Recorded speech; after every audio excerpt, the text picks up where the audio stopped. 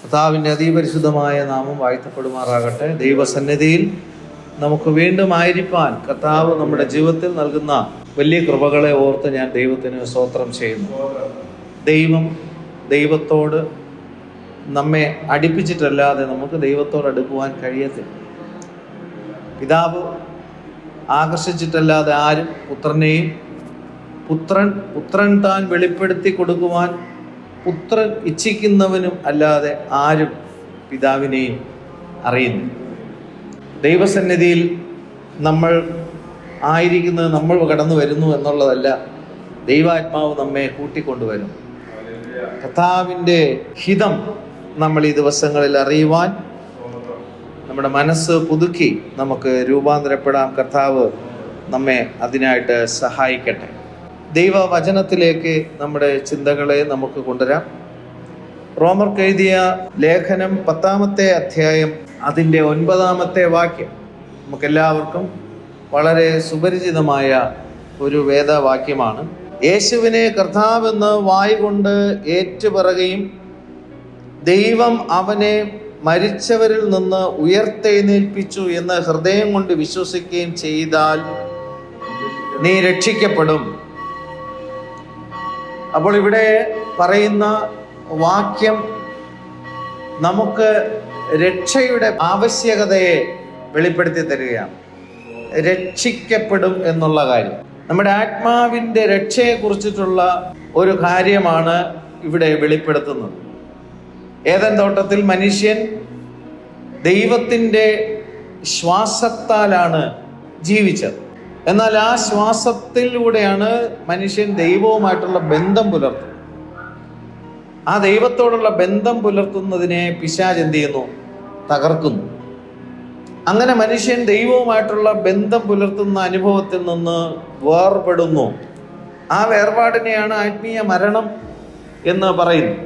കർത്താവായ യേശുക്രിസ്തു ഈ ഭൂമിയിൽ വന്ന് മനുഷ്യനെ വീണ്ടും ദൈവത്തോട് ബന്ധം പുലർത്തുവാൻ തക്കവണ്ണം ആ ജീവനെ വീണ്ടും പകർന്നു കൊടുക്കുകയാണ്.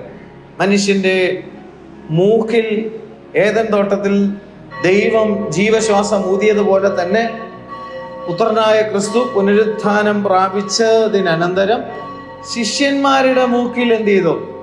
യേശു ഊതി. Hallelujah, glory to God. അവർക്ക് വീണ്ടും ആ ജീവൻ എന്ത് ചെയ്യുന്നു? കൊടുക്കുന്നു. ആ ആത്മപകർച്ചയാണ് ഈ കാലം വരെയും എന്ത് ചെയ്തുകൊണ്ടിരിക്കുന്നത്? തലമുറകളായി വന്നുകൊണ്ടിരിക്കുന്നത്. ഹല്ലേലൂയ.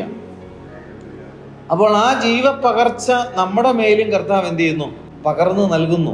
അഭിഷിക്തന്മാരായ ദൈവദാസന്മാരിലൂടെ ദൈവം തൻ്റെ പരിശുദ്ധാത്മാവിൻ്റെ പകർച്ച, തൻ്റെ വചനത്തിൻ്റെ പകർച്ച നൽകുമ്പോൾ ദൈവവുമായി ബന്ധം പുലർത്താൻ കഴിയേണ്ടുന്നതിനുള്ള പരിശുദ്ധാത്മാവിനെയാണ് നമുക്ക് നൽകുന്നത്. പരിശുദ്ധാത്മാവിനെ കൂടാതെ നമുക്ക് ദൈവത്തോടുള്ള ബന്ധം പുലർത്തുക അസാധ്യമാണ്. നമ്മുടെ 5 ഇന്ദ്രിയങ്ങൾ കൊണ്ട് നമ്മൾ ലോകത്തോടുള്ള ബന്ധം പുലർത്തുന്നു. നമ്മുടെ ദേഹി, നമ്മുടെ മനസ്സ്, വിചാരങ്ങൾ, വികാരങ്ങൾ, ഇച്ഛാശക്തി കൊണ്ട് നമ്മൾ നമ്മെ തന്നെ അറിയുന്നു. എന്നാൽ ആത്മാവിൽ നമുക്ക് ജീവനില്ലെങ്കിൽ, ദൈവം തരുന്ന ജീവനില്ലെങ്കിൽ നമുക്ക് ദൈവത്തോട് ബന്ധം പുലർത്താൻ കഴിയത്തില്ല. ലോകമനുഷ്യൻ അവൻ 5 ഇന്ദ്രിയങ്ങളിലാണ് അവൻ ജീവിക്കുന്നത്. ലൗകികമായ വേർഡ്ലി ആയിട്ടുള്ള പ്ലഷേഴ്സ് ഉണ്ടാകുവാൻ തക്കവണ്ണം മനസ്സിൻ്റെ ഉല്ലാസത്തിന് വേണ്ടി മാനസിക ഉല്ലാസം ലഭിക്കുന്ന കാര്യങ്ങളിലേക്ക് പോകുന്നു. വൈകാരികമായ ഉല്ലാസം ലഭിക്കേണ്ടുന്നതിനുള്ള മാർഗങ്ങളെ മനുഷ്യൻ കണ്ടെത്തുന്നു. എന്നാൽ അതിനപ്പുറത്താണ് ദൈവവുമായിട്ടുള്ള ബന്ധം പുലർത്തുന്ന ആത്മാവിനെ ദൈവം നമുക്ക് നൽകിയിരിക്കുന്നു. ആ ആത്മാവിൽ ദൈവത്തിൻ്റെ ജീവൻ ഇല്ലാത്ത പക്ഷം ദൈവവുമായിട്ടുള്ള ബന്ധം പുലർത്താൻ ആർക്കും സാധ്യമല്ല. Glory to God. അപ്പോൾ ജീവന്റെ ആവശ്യകത നമ്മൾ അറിയണം. കടലിലെ മീനിനെ വെള്ളത്തിൽ നിന്ന് പുറത്തെടുത്തു കഴിഞ്ഞാൽ അത് ചത്തുപോകും. ഒരു വൃക്ഷത്തിനെ മണ്ണിൽ നിന്ന് പിഴുതെടുത്ത് കളഞ്ഞാൽ ആ വൃക്ഷം കരിഞ്ഞു പോകും. അതുപോലെ തന്നെ ദൈവത്തിൻ്റെ ശ്വാസത്താൽ സൃഷ്ടിക്കപ്പെട്ട മനുഷ്യൻ ആ ശ്വാസവുമായിട്ടും ബന്ധം പുലർത്താൻ കഴിയുന്നില്ലെങ്കിൽ അവനും ജീവനറ്റവനായിട്ട് ഈ ലോകത്തിൽ ജീവിച്ച് ഭൗമികമായൊരു ജീവിതം നയിച്ച് അവൻ്റെ ആയുസ്സിൽ അവനെ തന്നെ നഷ്ടപ്പെടുത്തുക. എന്നാൽ കർത്താവ് ഈ ലോകത്തിലേക്ക് ഇറങ്ങി വന്ന് മോഷ്ടിപ്പാനും അറുപ്പാനും മുടിപ്പാനും വന്ന പിശാചിൽ നിന്ന് അവർക്ക് ജീവൻ ഉണ്ടാകാനും സമൃദ്ധിയായ ജീവൻ ഉണ്ടാകാനാണ് യേശു ഇറങ്ങി വന്നത്. ജീവൻ ഉണ്ടാവുക എന്നുള്ളത് ഒരു വശമാണ്, സമൃദ്ധിയായ ജീവൻ ഉണ്ടാകുക എന്നൊരു രണ്ടാമത്തെ വശമാണ്. പ്രാരംഭമായിട്ട് നമുക്ക് എന്ത് കിട്ടണം? ജീവൻ ഉണ്ടാകണം. അതിക്രമങ്ങളിലും പാപങ്ങളിലും മരിച്ചവരായിരുന്ന നമ്മെ യേശുക്രിസ്തു മുഖാന്തരം ജീവിപ്പിച്ചു. ആ ജീവൻ നമുക്കൊന്നാമത്.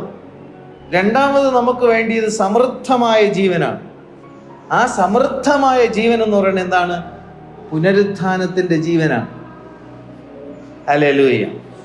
ദൈവത്തിന്റെ വചനം ദൈവം നമുക്ക് നൽകുമ്പോൾ ജീവനും ചൈതന്യവുമുള്ളതെന്നാണ്. ഹല്ലേലൂയ. ജീവനും ചൈതന്യവും രണ്ടും വ്യത്യാസമാണ്. ജീവൻ ഉള്ളിലുണ്ടെങ്കിൽ പലപ്പോഴും അത് ചൈതന്യമായിട്ട് പുറത്തു വരാൻ കഴിയാത്ത പല പാപ പ്രലോഭനങ്ങൾ കൊണ്ട് മനുഷ്യനെ എന്ത് ചെയ്യുന്നു? പിശാച് വഞ്ചിക്കുമ്പോൾ ഉള്ളത്തിൽ ദൈവത്തിന്റെ ജീവൻ ഉണ്ടെന്ന് പറയുന്നവർക്ക് പോലും ആ ചൈതന്യത്തെ പുറത്തു കൊണ്ടുവരാൻ എന്ത് ചെയ്യുന്നില്ല? കഴിയുന്നില്ല. ദൈവത്തിന്റെ ചൈതന്യം, ഹല്ലേലൂയ, ആ ചൈതന്യം നമുക്ക് പുറത്തു കൊണ്ടുവരണമെങ്കിൽ ആ പുനരുത്ഥാനത്തിന്റെ ജീവൻ നമുക്ക് ആവശ്യമാണ്. Glory to God.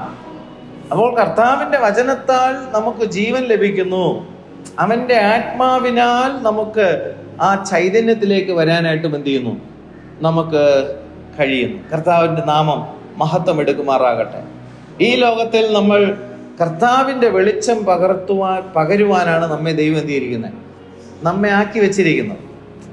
ഈ ലോകത്തിന്റെ ദൈവമോ അവിശ്വാസികളുടെ മനസ്സിനെ എന്ത് ചെയ്യുന്നു? കുരുടാക്കുന്നു. ഹല്ലേലൂയ. യേശുക്രിസ്തുവിന്റെ മുഖത്തിലുള്ള ദൈവ തേജസ്സിന്റെ പരിജ്ഞാനത്തെ ഈ അന്ധകാരമുള്ള ലോകത്തിൽ വെളിപ്പെടുത്തുവാനാണ് നമ്മുടെ ഹൃദയങ്ങളിൽ പ്രകാശിച്ചിരിക്കുന്നത്. ഹല്ലേലൂയ. അപ്പൊ കർത്താവിന്റെ മഹത്വം പ്രാപിപ്പാനാണ് ദൈവം നമ്മെ എന്ത് ചെയ്തിരിക്കുന്നത്? വിളിച്ചിരിക്കുന്നത്. ഹല്ലേലൂയ. കർത്താവിന്റെ മഹത്വം നമ്മളും എന്ത് ചെയ്യണം? പ്രാപിക്കണം. Glory to God. ആ തേജസ്കരണം നമ്മളും എന്ത് ചെയ്യണം? പ്രാപിക്കണം. അവനിൽ വിശ്വസിക്കുന്നവൻ ഒരു നാളും എന്ത് ചെയ്യത്തില്ല? ലജ്ജിച്ചു പോകത്തില്ല. ഹല്ലേലൂയ. ഇപ്പോൾ നമ്മളിവിടെ വായിച്ച വാക്യത്തിലേക്ക് നമുക്ക് വീണ്ടും വരാം.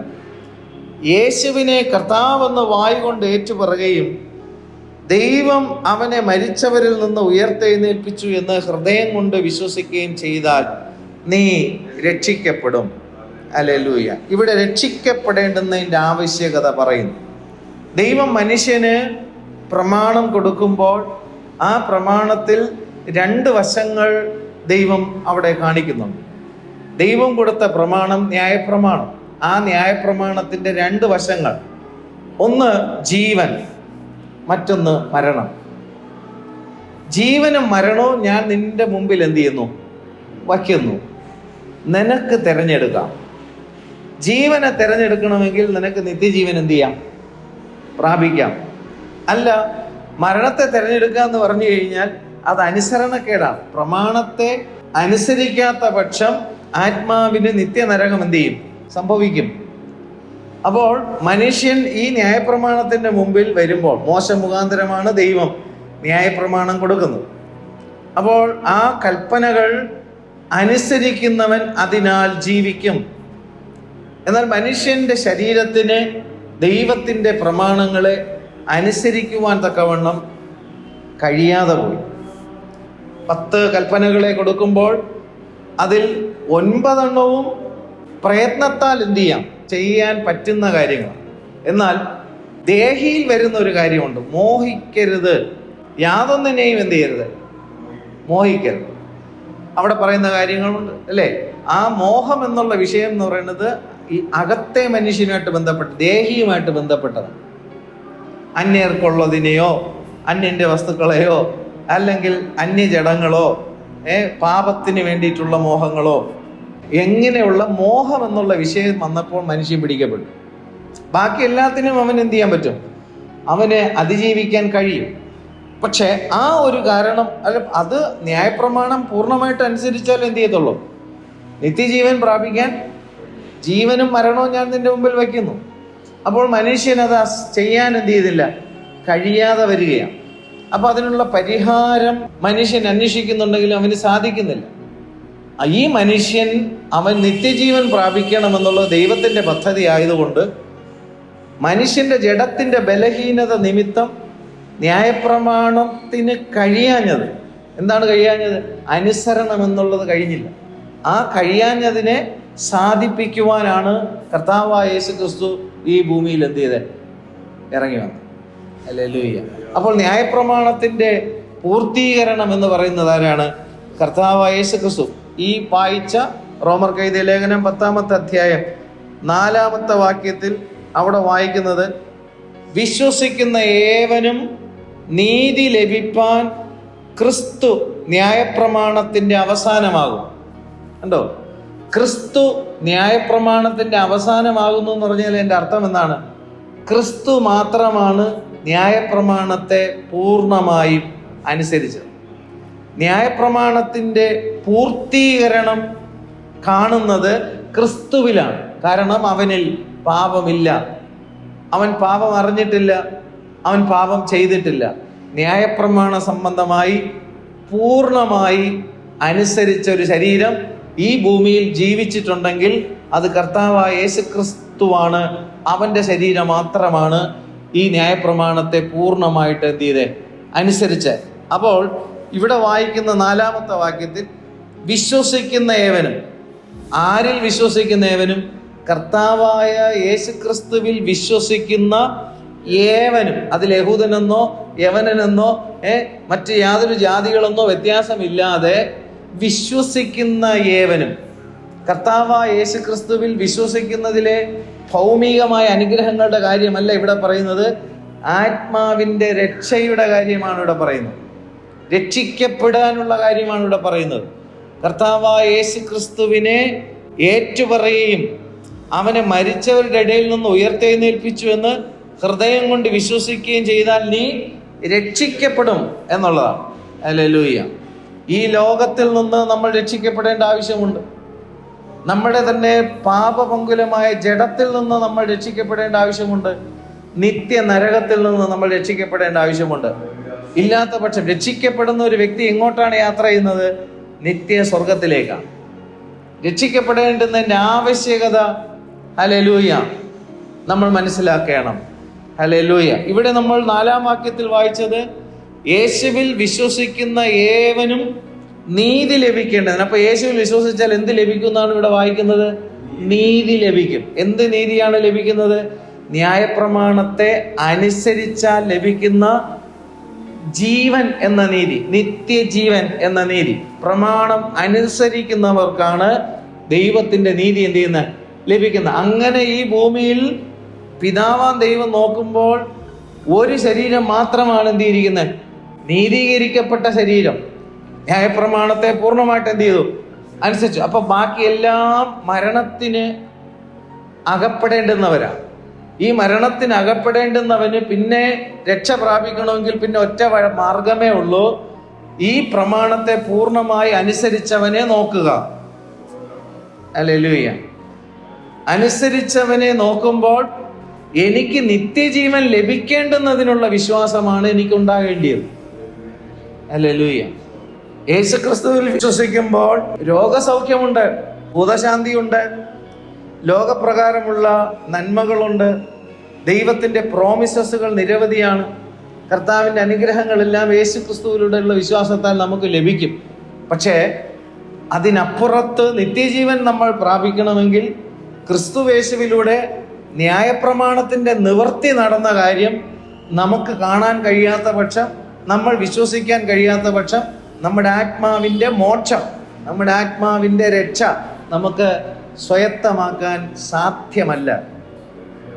അതുകൊണ്ടാണ് ഇവിടെ വായിച്ചത്, വിശ്വസിക്കുന്ന ഏവനും നീതി ലഭിപ്പാൻ. എന്ത് നീതി ലഭിപ്പാൻ? ന്യായപ്രമാണത്തിന്റെ നീതി ലഭിപ്പാൻ. ന്യായപ്രമാണത്തിന്റെ നീതി എന്താണ്? പ്രമാണം അനുസരിക്കുന്നവൻ അതിനാൽ നിത്യജീവനിൽ പ്രവേശിക്കും, അനുസരിക്കാത്തവൻ നിത്യ നരകത്തിലേക്ക് മാറ്റപ്പെടും. അപ്പോൾ ഇവിടെ ഒരുവൻ മാത്രമാണ് അനുസരിക്കുന്നത്, അത് കർത്താവായ യേശുക്രിസ്തുവാണ്. അവനാണ് ന്യായപ്രമാണത്തിന്റെ അവസാനം എന്നവിടെ വായിക്കുന്നു അല്ലേ? ക്രിസ്തു ന്യായപ്രമാണത്തിന്റെ അവസാനമാകുന്നു. ഹല്ലേലൂയ.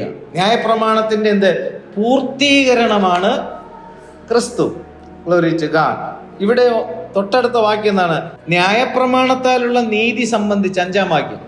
ന്യായപ്രമാണം സംബന്ധിച്ചുള്ള നീതി സംബന്ധിച്ച് അത് ചെയ്ത മനുഷ്യൻ അതിനാൽ ജീവിക്കും. കണ്ടോ, ന്യായപ്രമാണം അനുസരിക്കുന്ന വ്യക്തിയാണ് ആ അനുസരണത്താൽ ജീവിക്കുമെന്ന് പറഞ്ഞ എന്താണ്? നിത്യജീവനിലേക്ക് കടക്കുന്ന കാര്യമാണ് അവിടെ പറയുന്നത്. ന്യായപ്രമാണം അനുസരിക്കുന്നവൻ അതിനാൽ ജീവിക്കുമെന്ന് മോശ എഴുതിയിരിക്കുന്നുവല്ലോ. രണ്ടാമത് പറയുന്നത് വിശ്വാസത്താലുള്ള നീതിയോ ഇവണ്ണം പറയുന്നു.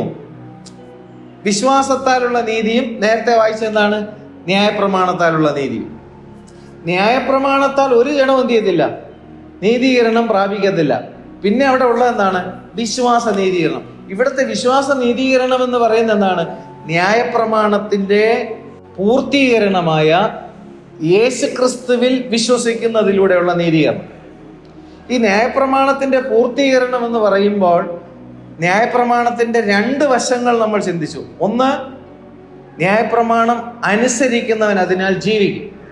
രണ്ടാമത്തത്, ന്യായപ്രമാണം അനുസരിക്കാത്തവൻ അതിനാൽ മരിക്കും. അപ്പോൾ ഈ 2 കാര്യവും ക്രിസ്തുവിൽ എന്ത് ചെയ്യണം? നടക്കണം. ഹല്ലേലൂയ. ഈ 2 കാര്യവും ക്രിസ്തുവിൽ നടന്നു. ന്യായപ്രമാണം അനുസരിക്കാത്തത് നിമിത്തമുള്ള ശിക്ഷാവിധി അവന്റെ മേലായി. എന്താണ് ന്യായപ്രമാണം അനുസരിക്കാതിരുന്നാലുള്ള ശിക്ഷാവിധി? മരണം എന്നുള്ള ശിക്ഷാവിധി. ഈ മരണം എന്നുള്ള ശിക്ഷാവിധി ആർക്ക് വരേണ്ടിയതാണ്? എനിക്ക് വരേണ്ടി, നമുക്ക് ഓരോരുത്തർക്കും വരേണ്ടി. ആ ശിക്ഷാവിധി അവന്റെ മേലായി. ഹല്ലേലൂയ. ന്യായപ്രമാണത്തിന്റെ ശിക്ഷയാണ് കർത്താവിന്റെ മേലായത്. ആ ശിക്ഷയെ നമ്മൾ എന്ത് ചെയ്യുന്നു? കാണുന്നു, വിശ്വസിക്കുന്നു. ന്യായപ്രമാണം പൂർണ്ണമായി അനുസരിച്ചത് കൊണ്ട് കർത്താവ് 3-ാമത്തെ ദിവസം എന്ത് ചെയ്തു? ഉയർത്തെഴുന്നേറ്റു. കാരണം ന്യായപ്രമാണം അനുസരിക്കുന്നവൻ ജീവിക്കുമെന്നാണ് ദൈവത്തിന്റെ പ്രമാണം. അപ്പോൾ ശിക്ഷാവിധിയും നീതീകരണവും യേശുവിൽ എന്ത് ചെയ്യുന്നു? നടന്നു കഴിഞ്ഞു. ആ നടന്നു കഴിഞ്ഞ കാര്യത്തെയാണ് നമ്മൾ എന്ത് ചെയ്യേണ്ടത്? ശരിയായ അളവിൽ വിശ്വസിക്കേണ്ടത്. ഇന്ന് പലപ്പോഴും മറ്റു പല ആംഗിളിലാണ് കർത്താവായ യേശു ക്രിസ്തുവിനെ വിശ്വസിക്കുന്ന കാര്യം എന്ത് ചെയ്യുന്നത്? പറഞ്ഞു കൊടുക്കുന്നതും അവർ വിശ്വസിക്കേണ്ടുന്നതിന് അവരെ പ്രോത്സാഹിപ്പിക്കുകയും ചെയ്തു. ഇന്ന് കർത്താവായ യേശു ക്രിസ്തുവിലൂടെയുള്ള വിശ്വാസം എന്ന് പറയുന്നത് വളരെ വ്യത്യസ്തമായ കാര്യമാണ്. ആ ആംഗിളിൽ നിന്ന് ശരിയെ പരിശുദ്ധാത്മാവ് വെളിപ്പെടുത്തി തരുന്ന കാര്യങ്ങളിലേക്ക് നമ്മൾ വരണം. Glory to God. ഇത് നമുക്ക് ദൈവാത്മാവ് വെളിപ്പെടുത്തി തരാതെ ഈ കാര്യം നമുക്ക് എന്ത് ചെയ്യാൻ പറ്റത്തില്ല. കാണാനോ അറിയാനോ ഈ വചനങ്ങളെ കേൾക്കാനോ വിശ്വസിപ്പാനോ വിശ്വസിച്ചുകൊണ്ട് ആത്മാവിന്റെ രക്ഷ കരസ്ഥമാക്കുവാനോ കഴിയത്തില്ല. ദൈവത്തിന്റെ മഹാകൃപ കരുണയുടെ ധനം കൊണ്ടാണ് നമ്മൾ ഇത് എന്തിയിരിക്കുന്നത്, നമുക്കിത് അറിയുവാൻ തക്കവണ്ണം ഇടയായി തീർന്നിരിക്കുന്നത്. അപ്പോൾ 6-ാമത്തെ വാക്യത്തിൽ വിശ്വാസത്താലുള്ള നീതിയോ ഇവണ്ണം പറയുന്നു, ക്രിസ്തുവിനെ ഇറക്കണമെന്ന് വിചാരിച്ച് ആർ സ്വർഗത്തിൽ കയറുമെന്നോ, ക്രിസ്തുവിനെ മരിച്ചവരുടെ ഇടയിൽ നിന്ന് കയറ്റണമെന്ന് വിചാരിച്ച് ആർ പാതാളത്തിൽ ഇറങ്ങുമെന്നോ നിന്റെ ഹൃദയത്തിൽ എന്ത് ചെയ്യരുത്, പറയരുത്. അപ്പോൾ ഇവിടെ സ്വർഗത്തെക്കുറിച്ചും പാതാളത്തെക്കുറിച്ചും എന്ത് ചെയ്യുന്നുണ്ട്, പറയുന്നുണ്ട്. അപ്പോൾ മനുഷ്യന് ഈ കാര്യം എന്തുണ്ട്, ബോധ്യമുണ്ട്. അതുകൊണ്ടാണ് സ്വർഗത്തിൽ നിന്ന് രക്ഷയ്ക്ക് വേണ്ടിയിട്ട് ഭൂമിയിലേക്ക് വിളിച്ചു കൊണ്ടുവരുവാൻ ആര് സ്വർഗത്തിൽ കയറുമെന്നോ, പാതാളത്തിൽ നിന്ന് അവനെ ജീവനിലേക്ക് കൊണ്ടുവരുവാൻ ആര് പാതാളത്തിൽ ഇറങ്ങുമെന്നോ നിന്റെ ഹൃദയത്തിൽ എന്ത് ചെയ്യരുത്, നീ വിചാരിക്കരുത്. അടുത്ത് വായിക്കുന്ന എന്താണ്, എന്നാൽ അത് എന്ത് പറയുന്നു, വചനം നിനക്ക് സമീപമായി നിന്റെ വായിലും നിന്റെ ഹൃദയത്തിലും ഇരിക്കും. എന്തുകൊണ്ടാണ് ഒരു വ്യക്തിയുടെ വായിലും ഹൃദയത്തിലും വചനം എന്ത് ചെയ്യുന്നത്, ഉണ്ടാകുന്നത് എന്ന് ചോദിച്ചാൽ തൊട്ടടുത്ത് തന്നെ മറുപടി പറയുന്നു, അത് ഞങ്ങൾ പ്രസംഗിക്കുന്ന വിശ്വാസ വചനം തന്നെ. കണ്ടോ, അപ്പോസ്തലന്മാർ അന്ന് പ്രസംഗിച്ച വചനം എന്താണ്, വിശ്വാസവചനം. ആരിലെ വിശ്വസിക്കേണ്ടിയ വചനം, ക്രിസ്തുവേശുവിലെ വിശ്വസിക്കേണ്ടിയ വചനം. ഇന്ന് പലപ്പോഴും ക്രിസ്തുവേശുവിൽ വിശ്വസിച്ചാൽ ലഭിക്കുന്ന കാര്യങ്ങൾ മറ്റു പല കാര്യം ലഭിക്കുമെന്നാണ് എന്ത് ചെയ്യുന്നത്, പറയുന്നത്. പക്ഷെ ഇവിടെ അപ്പോസ്തലന്മാർ പ്രസംഗിച്ച പ്രസംഗം എന്താണ്, ന്യായപ്രമാണത്തിന്റെ പൂർണ്ണതയായ ക്രിസ്തു, ന്യായപ്രമാണത്തിന്റെ പൂർത്തീകരണമായ ക്രിസ്തു, ന്യായപ്രമാണ പ്രകാരമുള്ള ശിക്ഷാവിധി ഏറ്റ ക്രിസ്തു, ന്യായപ്രമാണ പ്രകാരമുള്ള നിത്യജീവൻ പ്രാപിക്കേണ്ടുന്നതിന് 3-ാം ദിവസം പുനരുദ്ധാനം പ്രാപിച്ച ക്രിസ്തു. ഹല്ലേലൂയ. ആ ക്രിസ്തുവിൽ വിശ്വസിക്കേണ്ടുന്നതിനും ന്യായപ്രമാണത്തിന്റെ നീതി വിശ്വസിക്കുന്ന ഏവർക്കും ലഭിക്കേണ്ടുന്നതിന് അപ്പോസ്തലന്മാർ പ്രസംഗിച്ചു. ന്യായപ്രമാണത്തിന്റെ 2 വശങ്ങളും ക്രിസ്തുവിൽ നടന്ന കാര്യം വെളിപ്പെടുത്തണം. എന്താ? ശിക്ഷാവിധിയും വെളിപ്പെടുത്തണം, നീതീകരണത്താൽ ലഭിക്കുന്ന പുനരുദ്ധാനത്തെ എന്ത് ചെയ്യണം? വെളിപ്പെടുത്തണം. അപ്പോൾ എൻ്റെ ശിക്ഷാവിധി അവന്റെ മേലാകണം. Glory to God. കാരണം ഞാൻ എന്താണ്? പാപിയായ മനുഷ്യനാണ്. നേരത്തെ പറഞ്ഞത് പഴയ നിയമത്തിലെ പ്രമാണത്തിൽ 10 എണ്ണത്തിൽ 9 എണ്ണം പിടിച്ചാലും 1-ൽ എന്ത് ചെയ്യും? പിടിവീഴും. കാര്യം ബാക്കിയെല്ലാം പുറമേ ഉള്ളതും ഇതകത്തുള്ളതായി. Glory to God. അപ്പോൾ ന്യായപ്രമാണം സംബന്ധിച്ച് ഒരു ജഡവും ദൈവത്തിന്റെ മുമ്പിൽ എന്ത് ചെയ്യില്ല? നീതീകരിക്കപ്പെട്ടിട്ടില്ല. എല്ലാവരും പാപം ചെയ്ത് ദൈവത്തിന്റെ തേജസ് എന്ത് ചെയ്തു? നഷ്ടപ്പെടുത്തി കളഞ്ഞു. അപ്പോൾ അവരെ രക്ഷിക്കേണ്ടതിനാണ് കർത്താവ് എന്ത് ചെയ്യുന്നത്? വരുന്നത്. പക്ഷെ ഇന്ന് നിർഭാഗ്യവശാൽ ആൾക്കാർക്ക് കൂടുതൽ താല്പര്യമുള്ള എന്താണ്? അവന്റെ നാമത്തിലെ ശക്തിയിലെ വിടുതലുകളാണ് ജനത്തിന് ഇന്ന് ആവശ്യം. യേശുവിന്റെ നാമത്തിൽ ശക്തിയുണ്ട്. രോഗസൗഖ്യം യേശുവിന്റെ നാമത്തിൽ സംഭവിക്കും. ഭൂതശാന്തി യേശുവിന്റെ നാമത്തിൽ സംഭവിക്കും. അത്ഭുതങ്ങൾ, അടയാളങ്ങൾ യേശുവിന്റെ നാമത്തിൽ എന്ത് ചെയ്യും? അന്നും ഇന്നുമുണ്ട്. പക്ഷെ യേശുവിന്റെ നാമത്തിലെ ശക്തിയും യേശുവിന്റെ വചനത്തിലെ ശക്തിയും വ്യത്യാസം. യേശുവിന്റെ വചനത്തിന്റെ ശക്തി എന്താണ്? ഒരു മനുഷ്യന് നിത്യജീവനെ കൊടുക്കുന്ന. Glory to God. ഇന്ന് ഭൂരിഭാഗം ആൾക്കാർക്കും എന്ത് മതി? നാമം എന്നുള്ളതിലെ ശക്തി മതി. പക്ഷെ വചനത്തിലെ ശക്തിയാണ് ആത്മാവിന്റെ നിത്യജീവൻ ഇരിക്കുന്നത്. Glory to God. ഹല്ലേലൂയ. അത് ഞങ്ങൾ പ്രസംഗിക്കുന്ന വിശ്വാസവചനം തന്നെ. വിശ്വസിച്ചാൽ ലഭിക്കുന്ന ഭൗതികമായ കാര്യങ്ങളെ അല്ല, വിശ്വാസത്താൽ ലഭിക്കുന്ന ആത്മാവിന്റെ രക്ഷയുടെ കാര്യമാണ് അപ്പോസ്തലന്മാർ എന്ത് ചെയ്തത്? പ്രസംഗിച്ചത്. അങ്ങനത്തെ അപ്പോസ്തലന്മാർ ഇന്നും എന്ത് ചെയ്യണം? ഉണ്ടാകണം. ഉണ്ടാകാത്ത പക്ഷം ജനം എന്ത് ചെയ്തില്ല? മോക്ഷം പ്രാപിക്കില്ല, നിത്യജീവൻ പ്രാപിക്കത്തില്ല. കാരണം യേശുവിൽ സംഭവിച്ച യഥാർത്ഥമായ കാര്യം എന്താണെന്ന് വെളിപ്പെടുത്തി കൊടുക്കുന്ന അപ്പോസ്തലന്മാർ, ഈ വിശ്വാസവചനം പ്രസംഗിക്കുന്ന അപ്പോസ്തലന്മാർ ഇല്ലാത്ത പക്ഷം ജനം ഇതറിയാതെ, ഇത് കേൾക്കാതെ, ഇത് വിശ്വസിക്കാതെ അവരുടെ നിത്യജീവൻ നഷ്ടപ്പെട്ടു പോകും. ഹല്ലേലൂയ. ഇവിടെ 9-ാമത്തെ വാക്യത്തിൽ നമ്മൾ വീണ്ടും വരാം. യേശുവിനെ കർത്താവ് എന്ന് വായ്കൊണ്ട് ഏറ്റു പറയും. ഇവിടെ വായ്കൊണ്ട് ഏറ്റു പറയേണ്ടുന്നതിന്റെ ആവശ്യകത എന്താണ്? പഴയ നിയമത്തിൽ നമ്മൾ നോക്കുമ്പോൾ ന്യായപ്രമാണം ലഭിച്ച മനുഷ്യൻ യേശുവിനെ കൂടാതെയാണ് ന്യായപ്രമാണം അനുസരിക്കാൻ എന്ത് ചെയ്യുന്നത്? ശ്രമിക്കുന്നത്. മോശ മുഖാന്തരം ലഭിച്ച ന്യായപ്രമാണം അനുസരിക്കേണ്ടുന്നതിന് യേശു ഉണ്ടോ? പരിശുദ്ധാത്മാവുണ്ടോ? അപ്പോ ഇല്ല. അവർ സ്വന്തം ശക്തി കൊണ്ടാണ് പ്രമാണത്തെ അനുസരിക്കാൻ എന്ത് ചെയ്തത്? ശ്രമിച്ചത്. ഇവിടെ ന്യായപ്രമാണം ലഭിച്ച വ്യക്തികളുടെ കാര്യമാണ് ഇവിടെ പറയുന്നത്. മനസ്സിലാവുന്നുണ്ടോ? അവൻ സ്വന്തം ശക്തി കൊണ്ട് പ്രമാണത്തെ അനുസരിക്കാൻ എന്ത് ചെയ്യുന്നു? ശ്രമിക്കുന്നു, നടക്കുന്നില്ല. അപ്പോൾ ഇവിടെ കർത്താവായ യേശുക്രിസ്തു വന്നപ്പോൾ ന്യായപ്രമാണത്തെ പൂർണ്ണമായിട്ട് അവൻ എന്ത് ചെയ്തു? അനുസരിച്ചു. അനുസരിച്ചു കഴിഞ്ഞപ്പോൾ ആ അനുസരിച്ചവനെ എനിക്ക് എന്ത് ചെയ്യണം? എൻ്റെ കർത്താവായിട്ട് സ്വീകരിക്കണം. കാരണം എനിക്ക് പ്രമാണം എന്ത് ചെയ്യാൻ പറ്റുന്നില്ല, അനുസരിക്കാൻ പറ്റുന്നില്ല. എങ്ങനെ പിടിച്ചാലും എന്ത് ചെയ്യത്തില്ല, പറ്റത്തില്ല. പക്ഷെ എനിക്ക് എന്ത് വേണം? നിത്യജീവൻ വേണം. നിത്യജീവൻ വേണമെങ്കിൽ ന്യായപ്രമാണം അനുസരിക്കാതെ ദൈവത്തിന്റെ സന്നിധിയിൽ എന്ത് ചെയ്യത്തില്ല? ഒരു ജഡവും നീതീകരണം പ്രാപിക്കത്തില്ല. ഇപ്പോൾ എനിക്ക് പരിശുദ്ധാത്മാവ് ഒരാളെ കാണിച്ചു തന്നു. ന്യായപ്രമാണത്തെ പൂർണ്ണമായിട്ട് എന്ത് ചെയ്തു? അനുസരിച്ചവൻ. ന്യായപ്രമാണത്തിന്റെ 2 വശങ്ങളും അവനിൽ ഞാൻ എന്ത് ചെയ്യുന്നു? കാണുന്നു. മരണവും ജീവനും ആരിൽ കാണുന്നു? ക്രിസ്തുവിൽ കാണുന്നു. ക്രിസ്തു ദൈവമാണെങ്കിൽ ക്രിസ്തു എന്തിനെ മരിച്ചു എന്നൊരു ചോദ്യം ചോദിച്ചാൽ ആ ചോദ്യത്തിനുള്ള ഉത്തരം എന്താണെന്നറിയോ? ന്യായപ്രമാണത്തിന്റെ നീതി എന്ന് പറയുന്നത് പാപം ചെയ്യുന്ന ദേഹി എന്ത് ചെയ്യും? മരിക്കും. അതിൻ്റെ ശിക്ഷാവിധി നടന്നേ പറ്റത്തുള്ളൂ. ആ ശിക്ഷാവിധി നടക്കാതെ എനിക്ക് എങ്ങനെ ജീവനിലേക്ക് പ്രവേശിക്കാൻ കഴിയും? എൻ്റെ ശിക്ഷാവിധിയാണ് ക്രിസ്തുവിൽ നടന്നത്. എൻ്റെ മരണമെന്ന ശിക്ഷാവിധി ക്രിസ്തുവിൽ എന്ത് ചെയ്തു? സംഭവിച്ചു. ഹല്ലേലൂയ. അവൻ്റെ ശരീരത്തിൽ എന്ത് ചെയ്തു? ആ മരണം സംഭവിച്ചു. പക്ഷേ ന്യായപ്രമാണം പൂർണ്ണമായി അനുസരിച്ചതുകൊണ്ട് അവനെ അടക്കം ചെയ്തുവെങ്കിലും ന്യായപ്രമാണം അനുസരിക്കുന്നവൻ അതിനാൽ ജീവിക്കും. ഹല്ലേലൂയ. അപ്പോൾ ഇവിടെ ന്യായപ്രമാണം അനുസരിക്കേണ്ടുന്നതിന് എൻ്റെ പഴയ മനുഷ്യൻ എന്ത് ചെയ്യത്തില്ല? കഴിയത്തില്ല. അപ്പോൾ ഞാൻ എൻ്റെ കർത്തൃത്വം ഞാൻ എന്ത് ചെയ്യുന്നു? ഞാൻ തന്നെ ഇപ്പൊ നമ്മൾ ചിന്തിക്കുന്നത് പോലെ അല്ല കേട്ടോ ഇതിന്റെ അർത്ഥം, ഈ വാക്യം. ഞാൻ യേശുവിനെ കർത്താവെന്ന് ഏറ്റെടുക്കുന്നു എന്ന് വെച്ചാൽ എൻ്റെ പഴയ മനുഷ്യൻ തോന്നിയ വഴി ജീവിച്ചു എന്നുള്ള കാര്യമല്ല ഇവിടെ പറയുന്നത്. യഹൂദന്മാരെന്താ ചെയ്തുകൊണ്ടിരിക്കുന്നത്? അവരുടെ ലക്ഷ്യം നമ്മളെപ്പോലെ അല്ല. അവരുടെ ലക്ഷ്യം എന്താണ്? ദൈവം കൊടുത്ത പ്രമാണത്തെ അനുസരിച്ച് എങ്ങനെയെങ്കിലും നിത്യജീവനിൽ എന്ത് ചെയ്യണം? കടക്കണം. ന്യായപ്രമാണം എടുത്ത് ജീവിതത്തിൽ മുറുകെ പിടിച്ചുകൊണ്ട് തൻ്റെ സ്വന്തം ശ്രമം കൊണ്ട് ന്യായപ്രമാണം അനുസരിക്കാൻ അവൻ എന്ത് ചെയ്യാണ്? ശ്രമിക്കുകയാണ്. അല്ലാതെ തോന്നിയ വഴി ജീവിച്ചുകൊണ്ട് നടന്നിട്ട് യേശുവിനെ സ്വന്തം രക്ഷിതാവും കർത്താവുമായിട്ട് സ്വീകരിക്കുന്നു എന്നുള്ളതല്ല ഇവന്റെ ആശയം. ഒരു തോന്നിയ വഴി ജീവിക്കാത്തവനായ യഹൂദൻ, പ്രമാണമുള്ള യഹൂദൻ, മനസ്സിലായോ? അവന് പ്രമാണത്തെ അനുസരിക്കാൻ അവന്റെ ഫുൾ എഫർട്ട് എടുത്തുകൊണ്ട് അവൻ എന്ത് ചെയ്യുന്നു? നിത്യജീവൻ പ്രാപിക്കാനായിട്ട് ന്യായപ്രമാണത്തെ അനുസരിക്കാൻ പിടിക്കാൻ അവൻ എന്ത് ചെയ്യാണ്? ശ്രമിക്കുകയാണ്. പക്ഷെ അവൻ എന്ത് ചെയ്യുന്നില്ല?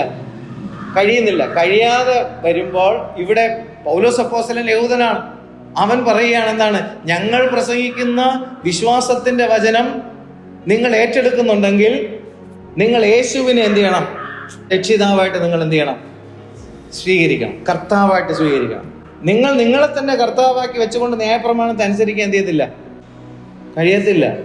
ഇന്നത്തെ വിശ്വാസികൾ പറയുന്നതാണ്, ഞങ്ങൾ അങ്ങനെ നടന്നു, ഇങ്ങനെ നടന്നു, പാപ വഴികളിൽ നടന്നു, പക്ഷെ ഇന്ന് ഞാൻ യേശുവിന്റെ സ്വന്തം രക്ഷിതാവായിട്ട് എന്ത് ചെയ്തു? കർത്താവായിട്ട് ഏറ്റെടുത്തില്ല. എന്തിനെന്ന് ചോദിച്ചു കഴിഞ്ഞാൽ അവർക്ക് എന്ത് ചെയ്യത്തില്ല? അതിൽ നിന്ന് വന്നേ പറ്റൂ. പക്ഷെ ഇവിടെ ജാതികളായിട്ടുള്ളവരും യഹൂദനും തമ്മിലുള്ള വ്യത്യാസം എന്താണ്? അവൻ തോന്നിയ വഴിയിലല്ല എന്ത് ചെയ്യുന്നത്? അവന് നിത്യജീവൻ പ്രാപിക്കണം എന്നുള്ള കാര്യത്തെക്കുറിച്ച് ബോധമുണ്ട്. അവൻ അതിന് ദൈവം കൊടുത്തിരിക്കുന്ന വഴി എന്താണെന്നും പ്രമാണം എന്താണെന്നും അവന് ബോധമുണ്ട്. പക്ഷേ യേശുക്രിസ്തു ഇതിന്റെ നിവർത്തീകരണമാണെന്നുള്ള കാര്യത്തെക്കുറിച്ച് കാണാൻ അവൻ എന്ത് ചെയ്തില്ല? അവന് കഴിഞ്ഞില്ല. അതാണ് എൻ്റെ 10-ാമത്തെ അധ്യായത്തിന്റെ 2-ാമത്തെ വാക്യത്തിൽ വായിക്കുന്നത്. അവർ പരിജ്ഞാനപ്രകാരമല്ലെങ്കിലും ദൈവത്തെ സംബന്ധിച്ച് എരിവുള്ളവർ എന്ന് ഞാൻ അവർക്ക് സാക്ഷ്യം പറയുന്നു. യഹൂദനെ സംബന്ധിച്ചിടത്തോളം അവന് പരിജ്ഞാനപ്രകാരമല്ലെങ്കിൽ, എന്താണ് പരിജ്ഞാനപ്രകാരമല്ലെങ്കിലും എന്ന് പറയാൻ കാരണം? കർത്താവായ യേശുക്രിസ്തുവിലൂടെ പിതാവാൻ ദൈവം ഒരുക്കിയ ന്യായപ്രമാണത്തിന്റെ നീതി എന്നുള്ള കാര്യം അവർക്ക് എന്ത് ചെയ്യാൻ പറ്റിയില്ല? കാണാനോ മനസ്സിലാക്കാനോ വിശ്വസിക്കാനോ കഴിഞ്ഞില്ല. പക്ഷെ ന്യായപ്രമാണം സംബന്ധിച്ച് അവരെന്താണ്? എരിവുള്ളവരാണ് എന്നാണ് അവിടെ വായിക്കുന്നത്, അല്ലേ?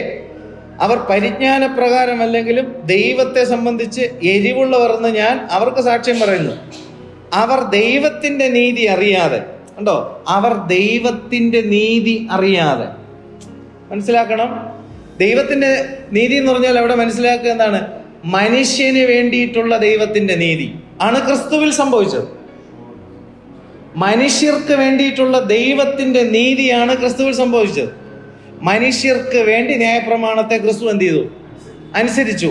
അതാണ് ദൈവത്തിന്റെ നീതി. ആ നീതി അറിയാതെ സ്വന്തം നീതി സ്ഥാപിക്കാൻ അന്വേഷിച്ചുകൊണ്ട്, കണ്ടോ? സ്വന്തം നീതി സ്ഥാപിക്കുക എന്ന് പറഞ്ഞാൽ എന്താ?